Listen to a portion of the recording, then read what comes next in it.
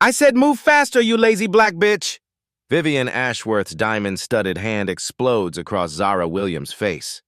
The crack echoes through the upscale restaurant as every head turns toward the violence. Maybe this will teach you to respect your betters. But something's wrong. Where tears should fall, Zara's dark eyes burn with deadly calm. Where submission should follow, her spine straightens like forged steel. She touches the blazing handprint with surgical precision, not like a victim, like someone collecting evidence. Yes, ma'am, I understand completely. The words drip with a control that makes nearby diners shiver. This isn't fear. This is something far more dangerous. Vivian sneers down at what she believes is powerless prey. She has no idea what she's just unleashed. This one moment of racist violence will trigger consequences beyond her wildest nightmares. 3 months earlier, Vivian Ashworth stepped out of her midnight blue Bentley onto Fifth Avenue, designer heels clicking against marble as doormen scrambled to attention. At 28, she commanded a penthouse empire worth $300 million, inherited from Ashworth Industries, a conglomerate spanning luxury hotels, high-end restaurants, and private investment funds across Manhattan's most exclusive districts. But money hadn't bought her humility. Security footage from the Plaza Hotel shows her screaming at a housekeeper over thread counts. At Tiffany's, she berated a sales associate for not knowing her family name. The pattern was always the same. Vivian treated service workers like disposable objects, especially those who didn't look like her. That same week, 6 blocks away in Federal Plaza, Special Agent Zara Williams studied financial records spread across her desk like puzzle pieces. For 18 months, the FBI's Financial Crimes Division had been tracking suspicious money flows through Manhattan's restaurant scene. Millions in cash transactions that never quite added up, always connected to the same name, Ashworth. Zara knew this world intimately, but not from privilege. Growing up in Detroit's Corktown, she'd watched her mother work double shifts at 3 different restaurants just to keep their lights on. She'd seen how the wealthy talked to people like her family, with contempt disguised as politeness, or sometimes just raw cruelty. That anger had driven her through Quantico, through 6 years of financial investigations, through countless nights studying money laundering schemes that helped criminals hide behind respectability. The Ashworth case was different, though. The money wasn't just dirty, it was connected to human trafficking networks operating through a chain of upscale establishments. Young women, mostly immigrants, are trapped in debt bondage and forced into service at private parties for Manhattan's elite. The restaurants were fronts, washing blood money through wine sales and catering receipts. Le Bernardin sat at the center of it all. From the outside, the Michelin-starred establishment looked legitimate. White tablecloths, celebrity clientele, reservations booked months in advance.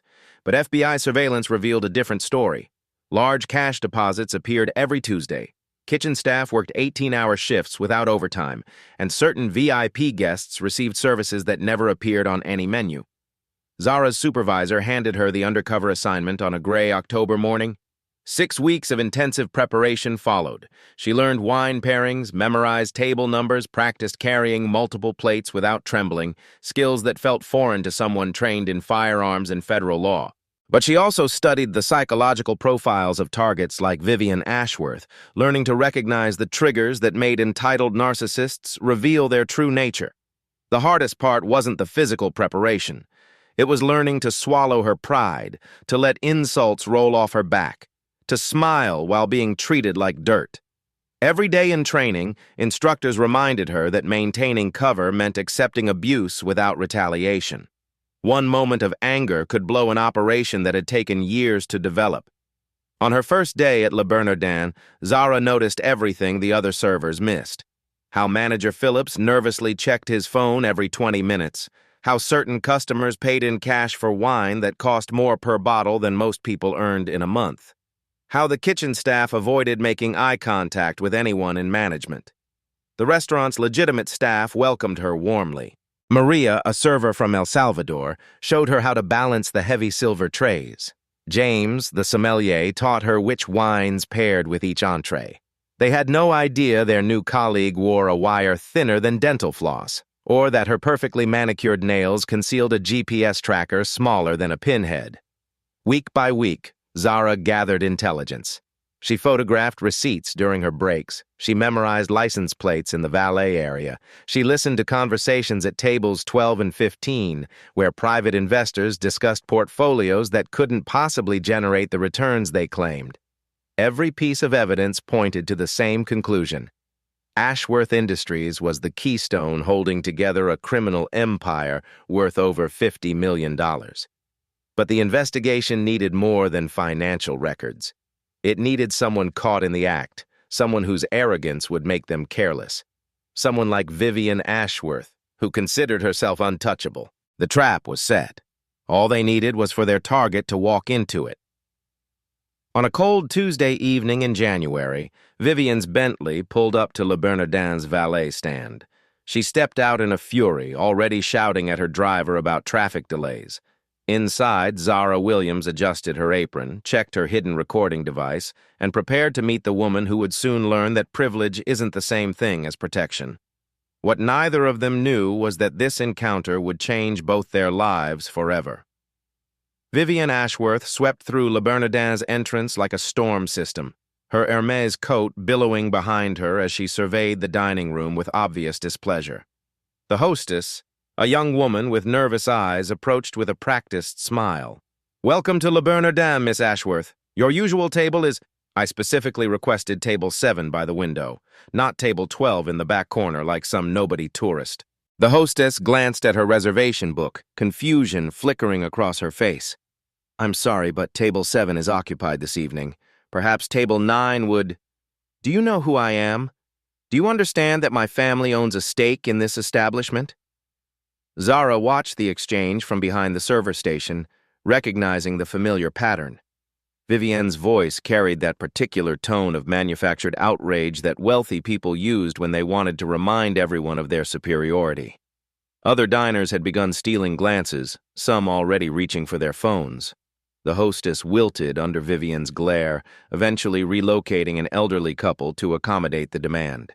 Vivian settled into table 7 without acknowledgement or apology, immediately snapping her fingers for attention. Manager Phillips materialized at her side, sweat beading on his forehead despite the restaurant's cool temperature. "Miss Ashworth, such a pleasure. Would you prefer your usual server tonight? No, give me someone new, someone who might actually understand the meaning of urgency." Phillips's eyes swept the dining room before landing on Zara. "Of course. Zara, you'll be taking table 7 this evening. Please ensure Miss Ashworth receives our very best service." Zara approached the table with steady steps, notepad ready, wire recorder capturing every word. "Good evening, Miss Ashworth. I'm Zara, and I'll be your server tonight. Can I start you with something to drink?" Vivian didn't look up from her phone, speaking to the screen instead of her server. "Bring me the wine list, the real one, not the tourist version. And I want to see the chef about modifications to tonight's tasting menu. Certainly, the wine list is quite extensive tonight, and Chef Marcus would be happy to discuss any dietary preferences or—" "I didn't ask for a conversation. I asked for the wine list and the chef. How difficult is that to understand?" Zara felt the familiar tightness in her chest that came with swallowing pride, but her training held firm. "Of course, I'll have both for you right away." 20 minutes passed. The kitchen worked frantically to accommodate Vivian's demands. No butter in the sauce, salmon cooked precisely medium rare, vegetables cut in exact half-inch pieces. Chef Marcus himself emerged to discuss the modifications, his usual confidence visibly strained as Vivian critiqued his suggestions with surgical precision. "This is taking far too long. How hard is it to prepare a simple meal?" Zara returned to the table with updates from the kitchen, her voice steady despite the growing tension. "Chef Marcus is personally overseeing your order. The modifications you requested require a bit of additional preparation time, but he estimates another 12 minutes.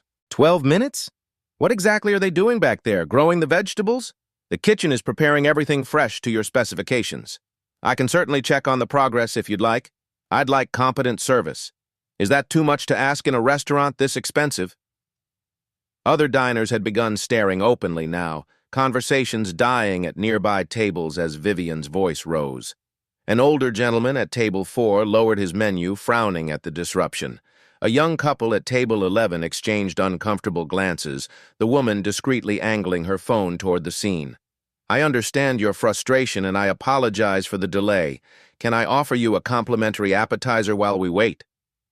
What I want is food that arrives when I order it, served by someone who doesn't waste my time with pointless chatter. The words hit like small slaps, each one designed to establish dominance. Zara recognized the escalation pattern from her behavioral training. Vivian was building towards something bigger, using each interaction to test boundaries and assert control. Absolutely. I'll check with the kitchen immediately. But when Zara returned 3 minutes later, Vivian's patience had evaporated entirely. The kitchen needed just 5 more minutes for the final plating, but those words never left Zara's mouth. Finally, where's my food? It's being plated now. Just a few more? A few more what? Hours? Days? Do you people have any concept of time management? The phrase hung in the air like a toxic cloud. You people. Other servers had frozen mid-stride, recognizing the shift in atmosphere. Phillips appeared at the edge of Zara's peripheral vision, wringing his hands but keeping his distance. I apologize for the wait. Your meal will be out momentarily. Momentarily isn't good enough. This is completely unacceptable. Do you understand what unacceptable means, or do I need to use smaller words? Heat bloomed in Zara's chest, but her voice remained level. I understand your concerns, and I want to make this right for you. Make it right?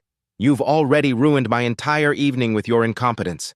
This is exactly what I'd expect from someone like you. Someone like me? Vivian stood abruptly, her chair scraping against marble as she rose to her full height.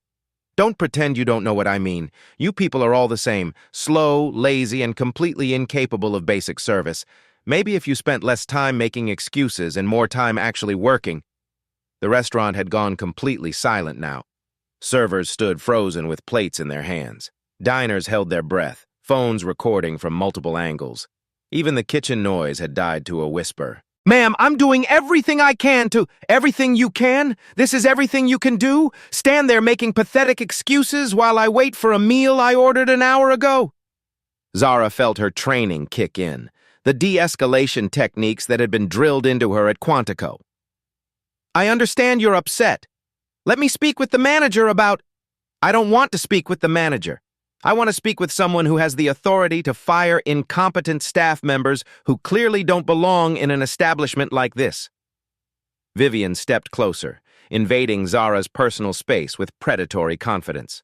The scent of expensive perfume mixed with barely controlled rage as she leaned in, her voice dropping to a venomous whisper that somehow carried across the silent dining room. Do you know who I am? Do you have any idea what my family name means in this city? Zara's response came automatically, years of training overriding every instinct screaming for retaliation. I understand you're important, Miss Ashworth. Please let me make this right. Important? I own this place. My family built this restaurant, employed every person in this building, including you. And when someone disrespects me the way you have tonight, there are consequences. The threat hung between them like a loaded weapon. Phillips hovered nearby, torn between protecting his customer and protecting his employee. Other staff members watched in horror, recognizing the familiar pattern of abuse they'd all experienced but never reported. That's when Vivian's control finally shattered. Her voice exploded across the dining room with volcanic fury. I said, move faster, you lazy black bitch! Her diamond-studded hand cut through the air like a blade, connecting with Zara's cheek in a crack that echoed off marble walls. The force snapped Zara's head sideways, sending her carefully pinned hair whipping across her shoulder. Maybe this will teach you to respect your betters. The dining room erupted. Chairs scraped against the floor as patrons jumped to their feet. A woman at table 3 gasped audibly. The elderly gentleman from table 4 stood with his napkin clutched in his fist, mouth hanging open in shock, but all eyes fixed on Zara Williams, expecting tears, expecting collapse, expecting the normal human response to public humiliation and violence. Instead, something far more dangerous emerged. Zara slowly rotated back to face her attacker, dark eyes burning with arctic calm. Her fingertips brushed the crimson handprint spreading across her cheek, but her movements were surgical, methodical, like she was cataloging evidence rather than nursing pain. Yes, ma'am. I understand completely. The words dripped with a control that made nearby diners shiver. This wasn't a submission. This wasn't fear. This was something that made Vivian Ashworth's blood run cold without her understanding why. 12 phones are captured every second. 12 witnesses recorded every word, and one hidden wire transmitted everything directly to a federal surveillance van parked 3 blocks away.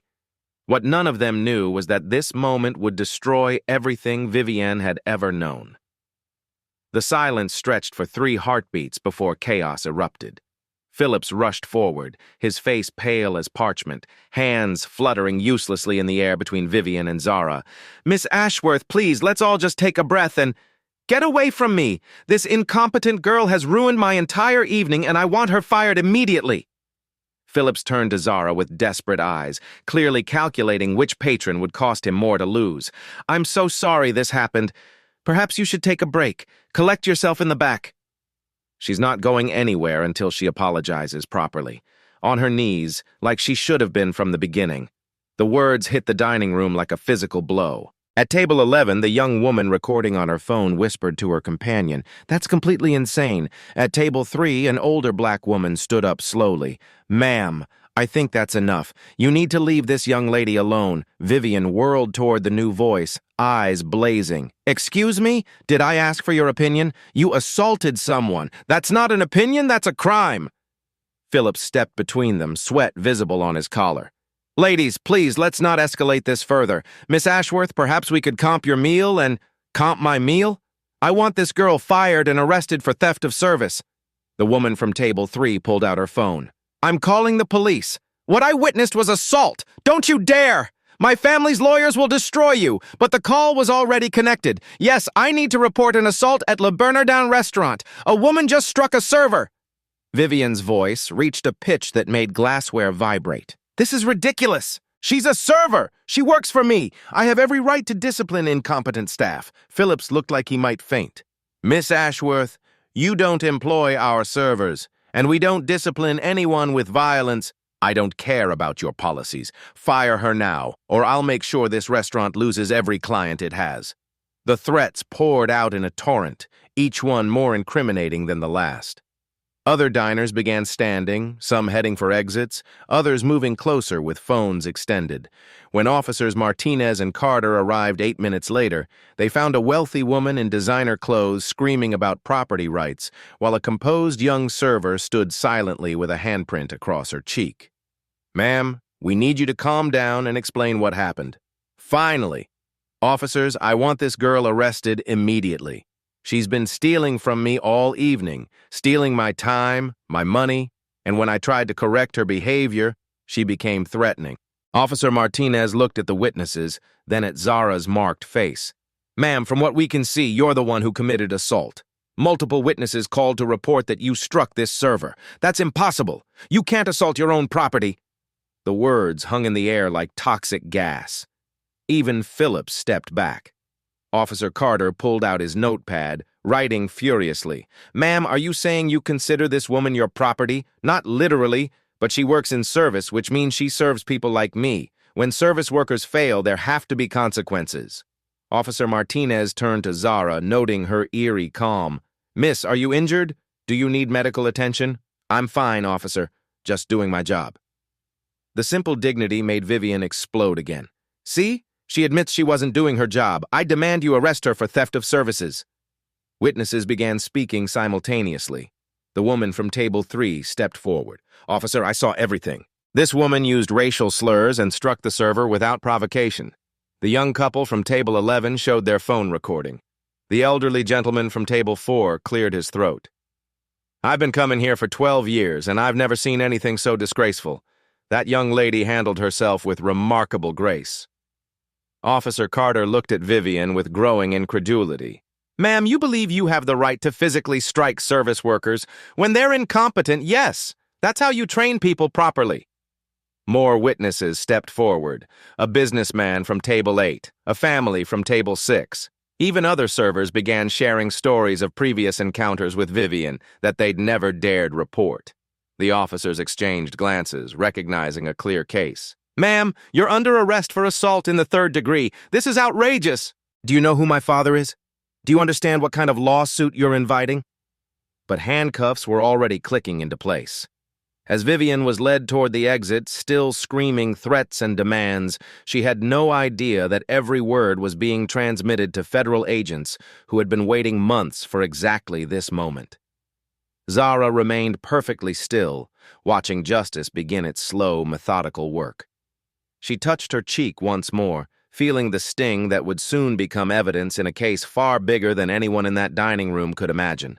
The real consequences were just beginning. 48 hours after the slap heard around Manhattan's elite circles, Vivian Ashworth lounged at the Meadow Club's terrace bar, designer sunglasses perched on her head despite the overcast January sky. Her cheek still bore a faint scratch from her own manicured nails during the arrest struggle, which she'd already transformed into a badge of martyrdom. "Can you believe the audacity? I'm the victim here, and somehow I'm the one who spent a night in jail." Her companion, socialite Miranda Vanderberg, sipped her champagne with practiced sympathy. "The whole thing sounds absolutely dreadful. Have you considered pressing charges for emotional distress? Oh, Daddy's lawyers are handling everything. By the time they're finished, that little server will be lucky to find work cleaning toilets. We're going after the restaurant, too. Negligent hiring, inadequate training, failure to maintain proper staff discipline." Vivian gestured grandly with her Bloody Mary, drawing attention from nearby tables where other club members pretended not to eavesdrop. The story had already spread through their social circle like wildfire, with details growing more dramatic with each retelling. I mean, honestly, when did service workers start thinking they could treat their betters with such disrespect? Someone needed to put that girl in her place, and I'm proud I had the courage to do it. 3 miles away in Lower Manhattan, a very different scene was unfolding. Federal agents moved with military precision through the pre-dawn darkness, black SUVs converging on locations across the city like pieces on a chessboard finally moving into position. At Le Bernardin, the morning prep crew found themselves face-to-face with FBI badges and search warrants. In the restaurant's back office, Agent Sarah Carter supervised the collection of financial records that would soon reveal the true scope of Ashworth Industries' criminal enterprise. But the most important transformation was happening in the staff changing room, where Zara Williams was removing her server's apron for the final time. Underneath, she wore a crisp white button-down shirt and dark slacks that suddenly looked far more official than any restaurant uniform. She opened her locker, the same locker where she'd stored her hopes and fears for 6 grueling months, and withdrew items that would have shocked her fellow servers. A federal badge, a service weapon, and a wire recorder that had captured every incriminating word Vivian Ashworth had spoken. "Agent Williams, this is Control. Phase 2 is over. All units are in position." Zara touched her earpiece, the same device she'd disguised as a simple hearing aid throughout her undercover assignment. "Copy that, Control. Target is confirmed at the Meadow Club, moving to an arrest position." The restaurant around her buzzed with controlled chaos as agents photographed evidence, seized computer hard drives, and interviewed staff members who were learning for the first time that their quiet new colleague had been a federal agent all along. Maria, the server from El Salvador who had been so kind during Zara's first week, stared in amazement. "You're really FBI? This whole time?" "This whole time. And Maria, that information you shared about the cash payments Phillips made you handle, that's going to help us save a lot of people who were being hurt by this operation."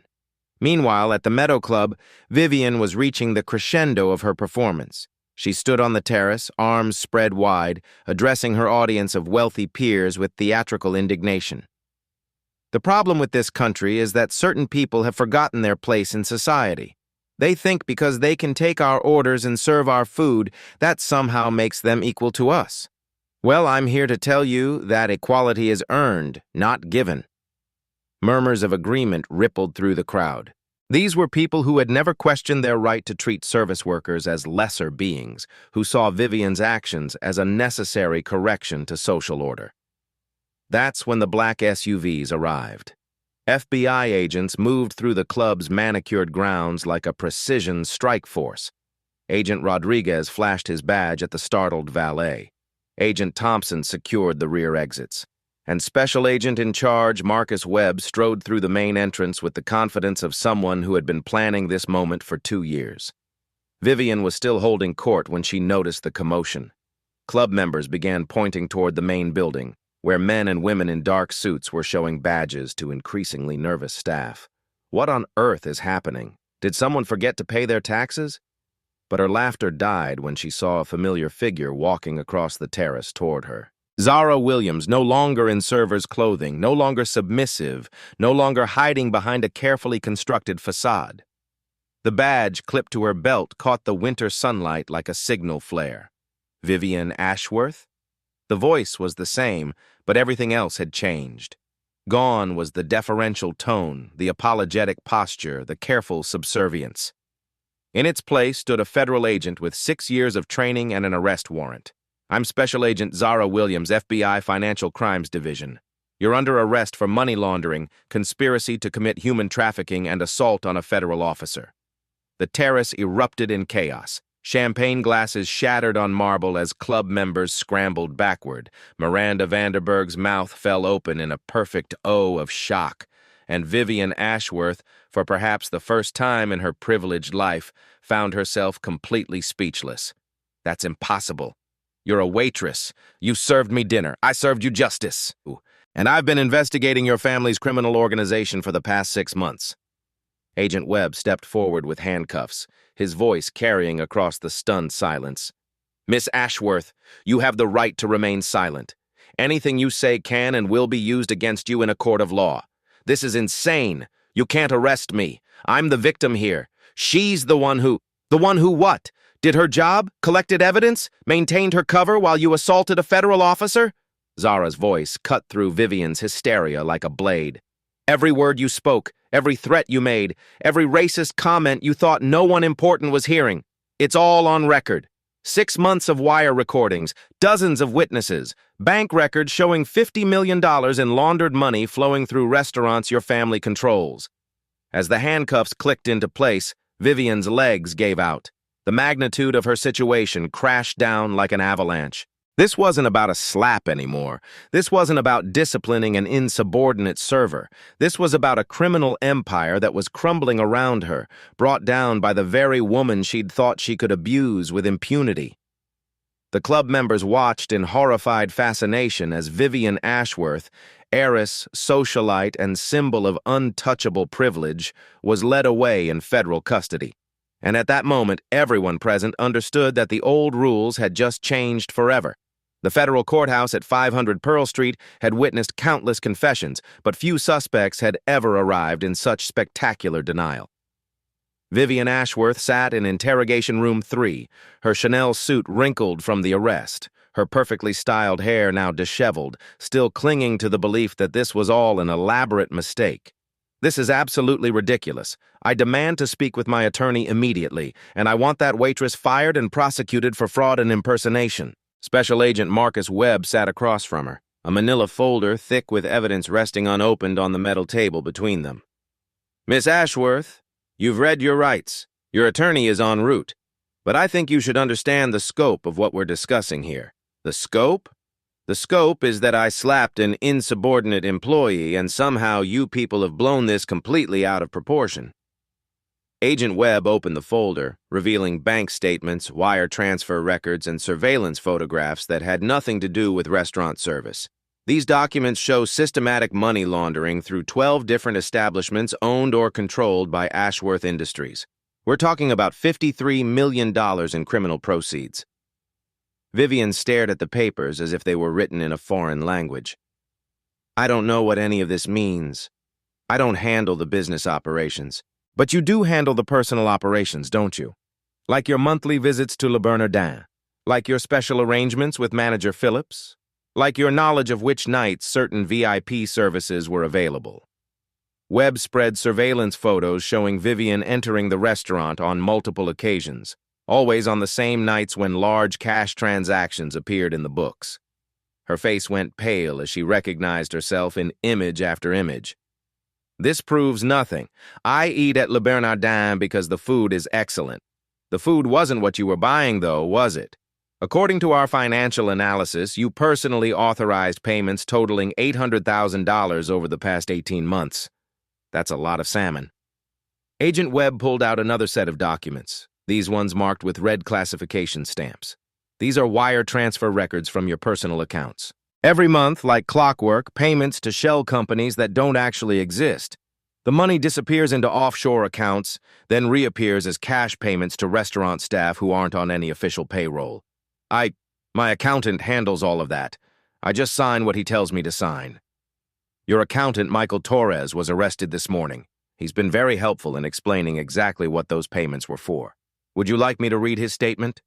Before Vivian could respond, the door opened, and Zara Williams entered the room. She wore a crisp FBI windbreaker now, her badge clearly visible, a digital recorder in her hand. The transformation from submissive server to federal agent was so complete that Vivian actually gasped. You! This is about you, isn't it?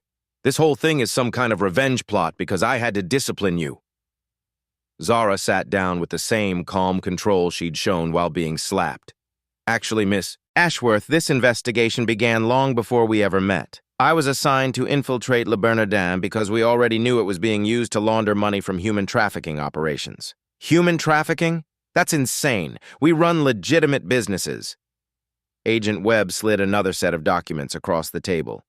These are testimonies from 17 young women, mostly undocumented immigrants, who were forced to work in private parties hosted by Ashworth Industries clients. They were told their immigration papers would be processed if they provided certain services to wealthy customers. Vivian's hands shook as she scanned the statements. Names, dates, detailed accounts of coercion and abuse that painted a picture of systematic exploitation hidden behind Manhattan's glittering social scene. Stories of women promised legitimate work who instead found themselves trapped in situations they couldn't escape. Maria Santos, age 19, from Guatemala, promised a job as a hotel housekeeper. Instead, they were forced to serve at private parties where guests expected more than drinks and appetizers. Elena Vasquez, age 22, from Honduras, told she was working as a catering assistant. Discovered the catering included personal services she'd never agreed to provide. I don't know anything about this. If this happened, it wasn't sanctioned by our family. Zara activated her digital recorder, and Vivian's own voice filled the sterile room. Audio from their confrontation at Le Bernardin, crystal clear and devastating. She works for me. I have every right to discipline incompetent staff. You can't assault your own property.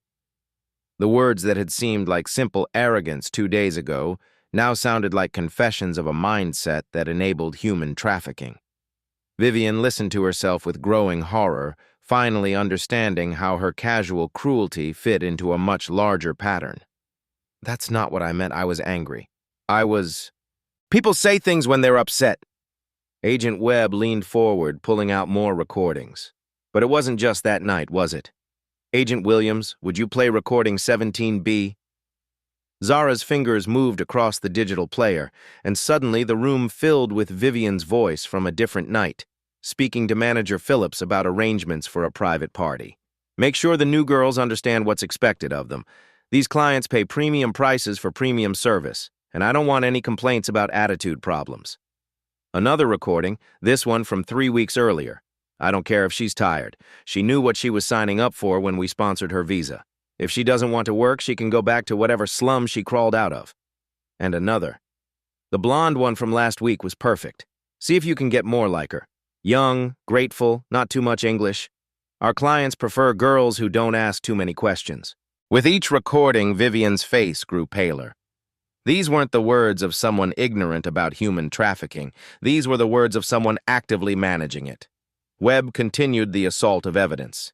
Email exchanges between Ashworth Industries executives discussing supply and demand for party staff, photographs from exclusive events where the servers looked far too young and far too frightened, financial records showing payments to recruitment agencies that specialized in bringing vulnerable young women to the United States under false pretenses.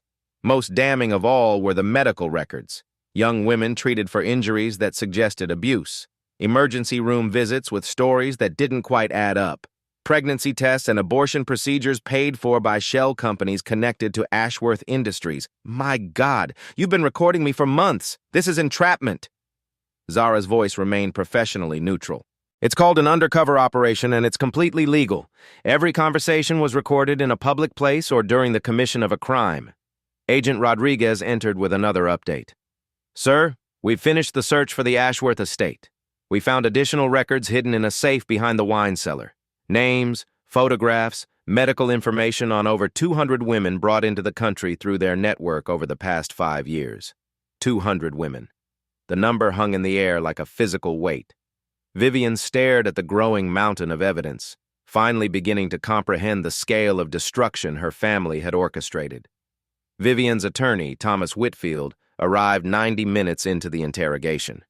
A silver-haired man in a $3,000 suit, he immediately demanded a private consultation with his client. But when he emerged from their conference 20 minutes later, his usual confidence had evaporated completely. "Agent Webb, my client is willing to discuss a plea arrangement in exchange for cooperation with the broader investigation." Webb exchanged glances with Zara, recognizing the moment when privilege finally collided with reality. "We're listening, counselor. But understand that cooperation means complete disclosure about Ashworth Industries' operations and her father's involvement." Vivian broke down then, the careful facade of superiority cracking like ice under pressure. She described a family business built on exploitation, where vulnerable people were treated as commodities to be bought and sold. She revealed the names of other wealthy families involved in the network, the politicians who had been bought off, the judges who had looked the other way. But even in confession, her sense of entitlement persisted. "We gave those girls opportunities, jobs they couldn't get anywhere else, housing, we took care of them." Zara finally allowed emotion to enter her voice, her professional mask slipping just enough to reveal the anger she'd been controlling for months. "You trafficked human beings. You forced women into sexual slavery. You built your fortune on their suffering, and then you had the audacity to think you could slap me around because of the color of my skin." The room fell silent except for the hum of fluorescent lights and the scratching of the court reporter's pen. In that moment, the full weight of Vivian's actions settled on everyone present. This wasn't just about money laundering or tax evasion. This was about a system of abuse that had destroyed countless lives while enriching a family that saw other human beings as property. Agent Webb closed his folder, the investigation phase complete.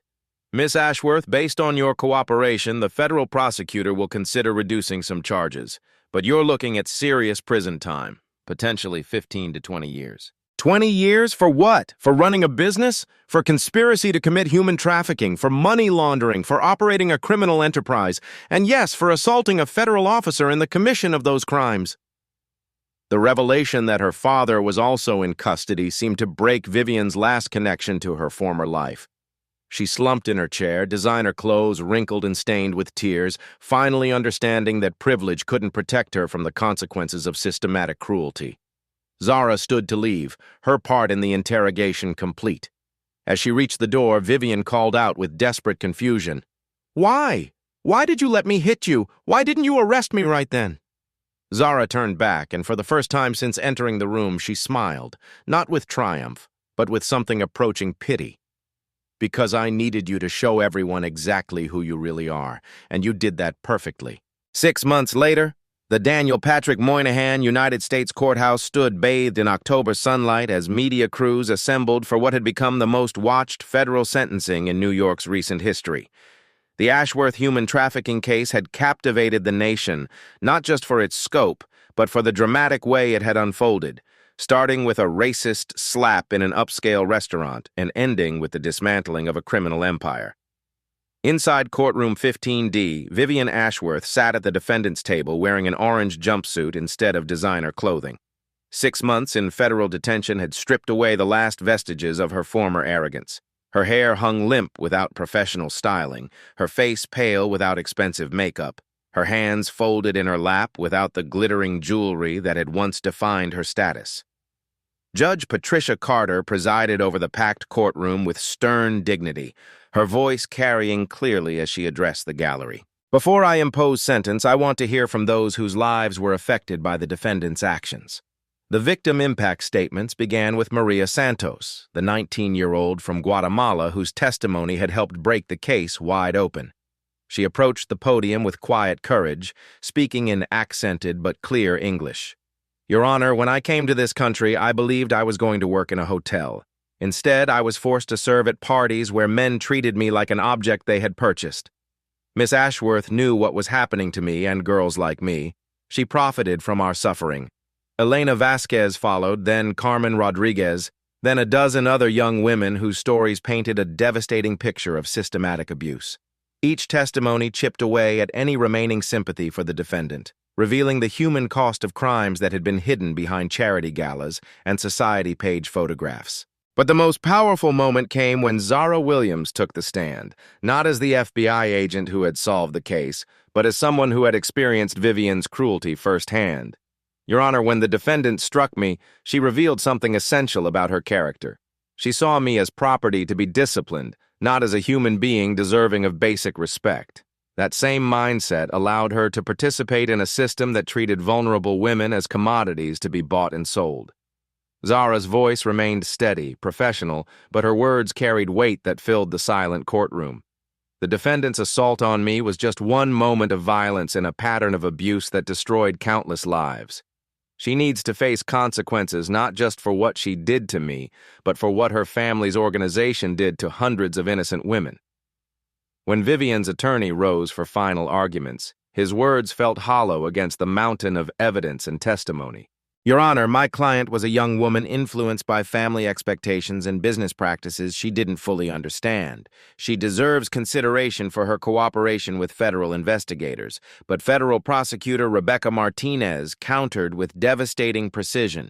Your Honor, the defendant wasn't some naive young woman swept up in events beyond her control. She was an active participant in human trafficking operations. She personally selected victims. She managed their exploitation. And when confronted with her crimes, her first instinct was to assault a federal officer. Judge Carter's voice cut through the courtroom tension like a blade when she finally spoke. Miss Ashworth, I've heard your attorney's arguments for leniency. I've reviewed your cooperation with federal investigators. But I've also seen the evidence of systematic abuse that enriched your family while destroying innocent lives. The judge's eyes fixed on Vivian with unmistakable severity. Your assault on Agent Williams wasn't an isolated incident of poor judgment. It was a window into a mindset that sees other human beings as property to be controlled and exploited. That mindset enabled crimes that ruined hundreds of lives. On the charge of conspiracy to commit human trafficking, I sentence you to 12 years in federal prison. On the charge of money laundering, I sentence you to an additional 5 years. On the charge of assault on a federal officer with hate crime enhancements, I sentence you to 3 years. These sentences will run consecutively for a total of 20 years in federal custody. The gavel's crack echoed through the silent courtroom like thunder. Vivian's legs buckled and she collapsed into her chair as the full weight of consequence finally settled on her shoulders. 20 years. 2 decades of her life were erased by a pattern of cruelty that had finally met its match in the federal justice system. But Judge Carter wasn't finished. Additionally, Ashworth Industries will forfeit all assets connected to criminal activity, approximately $75 million. These funds will be used to provide restitution to victims and support anti-trafficking organizations. As federal marshals led Vivian away, her sobs echoing off marble walls, the courtroom slowly emptied. Justice had been served, not through vigilante revenge, but through the careful application of law and evidence. Outside, Zara Williams faced a battery of cameras and microphones, her FBI badge catching the afternoon light as she delivered her final statement on the case. 6 months after the sentencing, Special Agent Zara Williams stood in the director's conference room at FBI headquarters, accepting a commendation for exceptional service in the field of human trafficking investigation. The medal felt heavier than expected, not from its weight, but from the knowledge of what it represented: justice for hundreds of women whose voices had finally been heard. The transformation of Le Bernardin told its own story of redemption. Under new management and federal oversight, the restaurant had become a model for worker protection in the hospitality industry. The young women who had once been trapped in exploitation now worked with dignity, fair wages, and legal protections that couldn't be stripped away by entitled customers.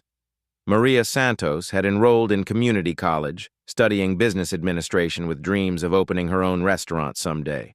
Elena Vasquez worked as a translator for immigration services, helping other women navigate the legal system that had once failed to protect her. Their courage in testifying had sparked a nationwide conversation about labor trafficking that was finally producing real reform. The ripple effects extended far beyond New York. Congressional hearings had led to new legislation strengthening penalties for human trafficking. The restaurant industry implemented mandatory training programs to help staff recognize signs of exploitation, and wealthy families across the country suddenly found themselves subject to financial scrutiny that had long been overdue. Zara's new assignment focused on international trafficking networks, work that would take her from the bright lights of Manhattan to border towns where hope and desperation collided daily. But she carried with her the lesson of the Ashworth case, that justice sometimes comes through patience, professionalism, and the willingness to endure abuse in service of a greater purpose. The Ashworth family fortune, once worth over $300 million, had been largely distributed to victim compensation funds and anti-trafficking organizations. Richard Ashworth remained in federal prison, serving a 25-year sentence that would likely end his life behind bars.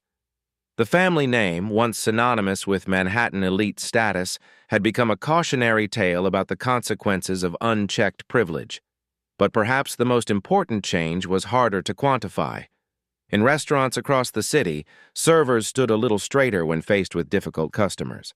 The viral videos of Vivienne's arrest had become a cultural touchstone, a reminder that treating service workers with contempt could have consequences that extended far beyond a bad Yelp review. Zara reflected on that moment in Le Bernardin when Vivienne's hand had struck her cheek. The sting had lasted only minutes, but the impact had dismantled a criminal empire and delivered justice to hundreds of victims. Sometimes the most powerful response to violence wasn't retaliation, but the patient application of law and evidence. The system hadn't just worked. It had worked because dedicated professionals refused to let wealth and status shield criminals from accountability. Federal agents, prosecutors, judges, and brave witnesses had combined their efforts to prove that in America, justice could still prevail over privilege when good people refused to look away. Standing in her new office, Agent Williams looked out at the city she'd helped make safer for vulnerable workers everywhere. The work would never be finished. There would always be more Vivienne Ashworths, more criminal networks, more victims who needed advocates. But each case brought the promise of justice a little closer to reality. Have you ever witnessed workplace harassment or discrimination that went unreported because the victim feared consequences? How can we better support service workers who face abuse from customers who think wealth makes them untouchable? Share your thoughts in the comments below about building a society where dignity isn't determined by bank account balances. Don't forget to subscribe to Black Soul Stories for more stories of justice prevailing through proper channels. And remember, sometimes the most powerful weapon against injustice is simply refusing to let it hide in silence.